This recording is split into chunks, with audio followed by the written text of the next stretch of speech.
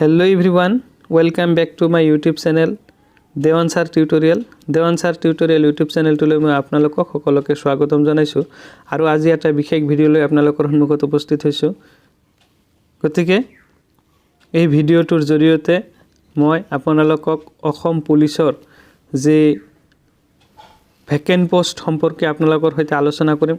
গতিকে আপোনালোকে যদি চেনেলটোত নতুন চেনেলটো সাবস্ক্ৰাইব কৰি কাষত থকা বেল আইকনটো দবাই দি অল নোটিফিকেশন অন কৰি ৰাখিব যাতে এনে ধৰণৰ ভিডিও আপোনালোকে সকলোতকৈ আগত পায়। তো বলক আমি দেৰি নকৰি ভিডিওটো আৰম্ভ কৰোঁ।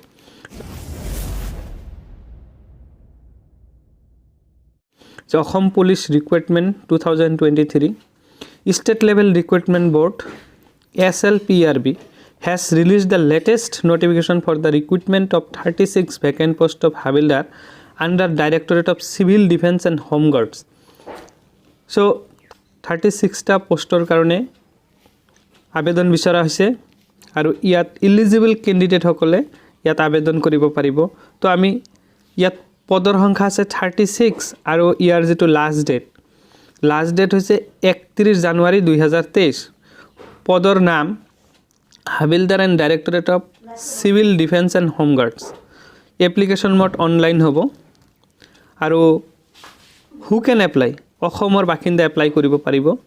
কোনটো ক্যাটাগৰীৰ কিমান পোষ্ট আছে তো যদি আমি চাও আনৰিজাৰ্ভ ক্যাটাগৰীৰ কাৰণে আছে 18টা পোষ্ট, ওবিসি এমওবিসিৰ কাৰণে আছে 9টা পোষ্ট, এচসিৰ কাৰণে 3টা, এসটিৰ কাৰণে 4টা, এসটি হিলছৰ কাৰণে 2টা আৰু টোটাল পদৰ সংখ্যা হৈছে 36। আৰু ইয়াৰ এলিজিবিলিটি কি হ'ব? এলিজিবিলিটি হ'ব যে candidate must be Indian citizen and permanent resident of Assam. অসমৰ পাৰ্মানেন্ট বাসিন্দা হ'ব লাগিব আৰু ইন্ডিয়ান সিটিজেন হ'ব লাগিব। এমপ্লয়মেন্ট এক্সচেঞ্জত নাম থাকিব লাগিব। অসমীয়া ফ্লুয়েন্টলি ক'ব পাৰিব লাগিব। এজ লিমিট দিয়া আছে 18 পৰা 40 বছৰলৈকে আৰু ইয়াৰ যেটো upper age limit is relaxable by 5 years for HC/ST candidate and by 3 years for OBC MOBC candidate. আৰু ইয়াৰ যেটো এডুকেশনাল কোৱালিফিকেশন এটো মেট্ৰিক উত্তীৰ্ণ হ'ব লাগিব আৰু মিনিমাম এনসিসি বি সাৰ্টিফিকেট থাকিব লাগিব। আৰু ইয়াত সিলেকশন প্ৰসেস কি হ'ব? Physical standard test, physical efficiency test, medical test আৰু ৰিটেন টেস্ট হ'ব। ইয়াৰ যেটো হাইট মিনিমাম মেল ক্যান্ডিডেটৰ কাৰণে মিনিমাম হাইট দিয়া আছে 162.56 সেন্টিমিটাৰ আৰু ফিমেলৰ কাৰণে 154.94 সেন্টিমিটাৰ। জেনাৰেল ওবিসি এমওবিসি এচসিৰ কাৰণে, এসটি হিলছ আৰু এসটি প্লেনৰ কাৰণে 160.02 সেন্টিমিটাৰ আৰু ফিমেলৰ কাৰণে 152.40 সেন্টিমিটাৰ।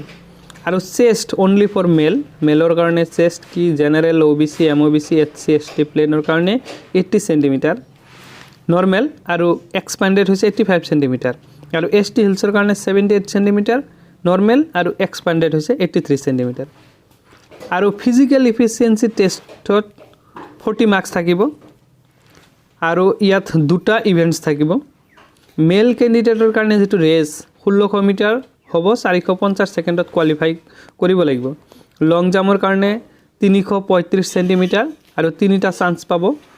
ফিমেল ক্যান্ডিডেটৰ কাৰণে ৰেসৰ কাৰণে 800 মিটাৰ কমপ্লিট কৰিব লাগিব 240 সেকেন্ডত। লং জাম্প মিনিমাম 244 সেন্টিমিটাৰ আৰু 3টা চান্স পাব। ইয়াৰ ৰিটেন টেস্ট যেটো হ'ব ৰিটেন টেষ্টত 100 মাল্টিপল চয়েস কোশ্চেন থাকিব আৰু প্ৰত্যেকটাতে হাফ মাৰ্কস থাকিব আৰু ইয়াত কোনো নেগেটিভ মাৰ্কিং নাথাকে। টোটাল মাৰ্ক 50 থাকিব। আৰু ইয়াত যেটো সিলেবাসত কি দিয়া আছে এলিমেন্টারি এরিথমেটিক আছে, general English, logical reasoning, mental ability, Assam's history, geography, polity, economy, general awareness, general knowledge and current affairs. Asamiya, Bodo, Bengali আৰু ইংলিশ মাধ্যম হ'ব, ইংৰাজী মাধ্যম হ'ব। Written test will be conducted at Guwahati. Written test গুৱাহাটীত অনুষ্ঠিত হ'ব। গতিকে কেনেকৈ এপ্লাই কৰিব?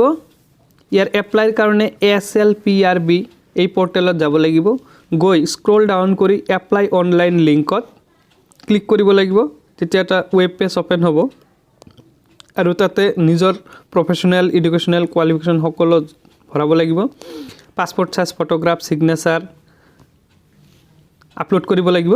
তাৰপিছত এপ্লিকেশ্যন ফিজ দিব লাগিব আৰু ফাইনেলি যেটো সাবমিট কৰাৰ পিছত এটা প্ৰিন্ট আউট ওলাব সেই প্ৰিন্ট আউটটো লৈ ৰাখি দিব লাগিব আৰু ইয়াৰ কাৰণে কি ডকুমেন্টছ লাগিব certificate of proof of age proof লাগিব এজ প্ৰুফৰ কাৰণে SSLC এক্সামিনেশ্যনৰ যেটো এডমিট কাৰ্ড পাও সেই admit card pass certificate SSLC or equivalent examination mark sheet SSLC or equivalent examination minimum NCC B certificate employment exchange registration card certificate of caste for competent authority no caste certificate তো এখিনি বস্তু upload কৰিব লাগিব so ইয়াৰ কিছু important link মই মোৰ description বক্সত দি দিম আপোনালোকে তাৰ পৰাও যাব পাৰিব লগতে আপোনালোকে indiafastjobalert.com ত গৈও আপোনালোকে সবিশেষ জানিব পাৰিব তো আজিৰ ভিডিওটো মই ইয়াতে সমাপ্ত কৰিছো